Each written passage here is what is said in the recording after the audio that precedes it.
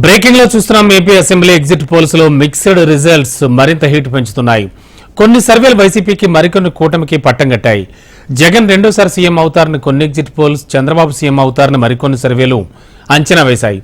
ఏ పార్టీకి clear edge ఇవ్వని నేపథ్యంలో ప్రధాన పార్టీల్లో టెన్షన్ నెలకొంది. ఆరా సర్వే వైసీపీకి 94 నుంచి 104, టీడీపీకి 71 నుంచి 81 సీట్లు వస్తాయని వెల్లడించింది. ఇక పీపుల్స్ పల్స్ సర్వే వైసీపీకి 45 నుంచి 60, టీడీపీకి 112 నుంచి 135 వరకు రావచ్చని తెలిపింది. ABP see voter survey YCP మరోసారి అధికారంలోకి వచ్చే అవకాశం ఉందని అంచనా వేసింది. ఆ పార్టీకి 97 నుంచి 108, టీడీపీకి 67 నుంచి 78 వస్తాయని వెల్లడించింది. చాణుక్య పార్దదాస్ సర్వే కూడా వైసీపీకి పట్టం కట్టింది. అధికార పార్టీకి 110 నుంచి 120, కూటమి అభ్యర్థులు 55 నుంచి 60 స్థానాల్లో గెలుపొందే అవకాశం ఉందని అంచనా వేసింది.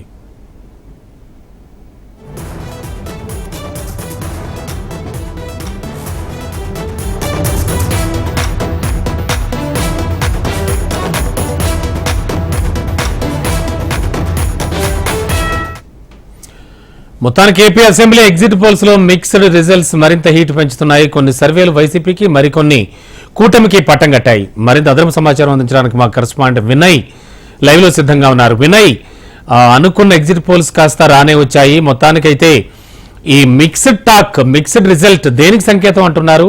ఏమిటి సిచ్యువేషన్?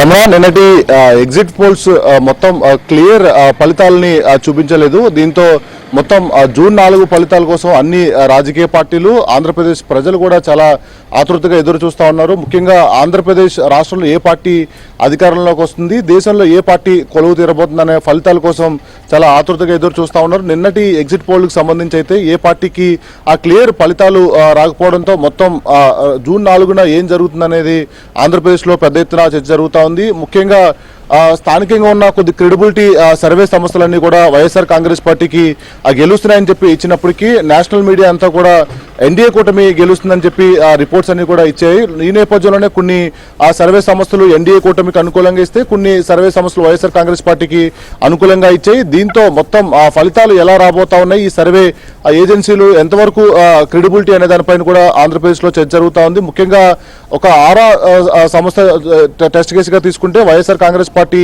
అధికారంలోకి వస్తుంది, ఎందుకు వస్తుందనే రీజన్స్ కూడా చెప్పే ప్రయత్నం ఆరా మస్తాన్ చేశారు. ముఖ్యంగా ఏదైతే వైఎస్ఆర్ కాంగ్రెస్ పార్టీ చెప్తా ఉంది, 5 ఏళ్లలో సంక్షేమ పాలన వైఎస్ఆర్ కాంగ్రెస్ పార్టీ చేసింది, మహిళలందరూ కూడా ఆ సంక్షేమానికే ఓటు వేశారని చెప్పి వైసీపీ చెప్తా ఉంది. అదే ఆరా మస్తాన్ కూడా నిన్న చెప్పే ప్రయత్నం చేశారు. దాంతోపాటు వాలంటరీ వ్యవస్థతో పాటు 5 ఏళ్లు చేసిన మంచి పాలన అంతా కూడా ప్రజలందరూ కూడా ఆకర్షితులై వైఎస్ఆర్ కాంగ్రెస్ పార్టీకి ఆ ఓట్లు వేశారు. వైఎస్ఆర్ కాంగ్రెస్ పార్టీ అధికారంలోకి వస్తుందని చెప్పి ఆరా మస్తాన్ చెప్పారు. దాంతోపాటు ఎవరైతే 5 సంవత్సరాల కేబినెట్ లో కీలక మంత్రులుగా ఉన్నారో దాంట్లో ఒక 10 మంది వరకు కూడా ఓడిపోతున్నారని చెప్పి నిన్న ఆరా మస్తాన్ చెప్పడం జరిగింది. దాంతోపాటు మిగిలిన లోకల్ స్టేట్ బేస్డ్ సర్వే సంస్థలన్నీ కూడా చాలా వరకు వైఎస్ఆర్ కాంగ్రెస్ పార్టీకి అనుకూలంగా ఇస్తే, నేషనల్ మీడియాకి సంబంధించి ఎన్డీఏ కూటమికి అనుకూలంగా ఇచ్చింది. వైఎస్ఆర్ కాంగ్రెస్ పార్టీ ఓడిపోతుందని చెప్పారు. ఈ నేపథ్యంలోనే ఆ పార్టీల వారీగా సర్వే సంస్థలు విడిపోయినాయని చెప్పి కూడా పెద్ద ఎత్తున చర్చ జరుగుతూ ఉంది. దీంతో అయితే ఎగ్జిట్ పోల్స్ పక్కన పెడితే జూన్ 4న వచ్చే ఫలితాలు తమకు అనుకూలంగా ఉంటాయని చెప్పి రెండు పార్టీలు, అటు వైఎస్ఆర్ కాంగ్రెస్ పార్టీ, ఇటు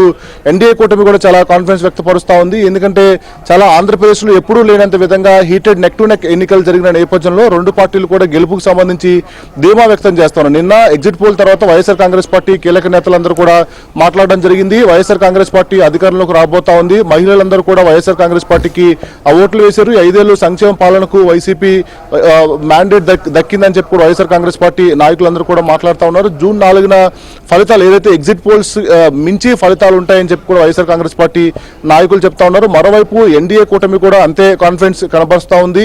అటు మోడీ, ఇటు పవన్ కళ్యాణ్, చంద్రబాబు ముగ్గురు కలియక కూడా ఆంధ్రప్రదేశ్ రాష్ట్రంలో వర్కౌట్ అయింది.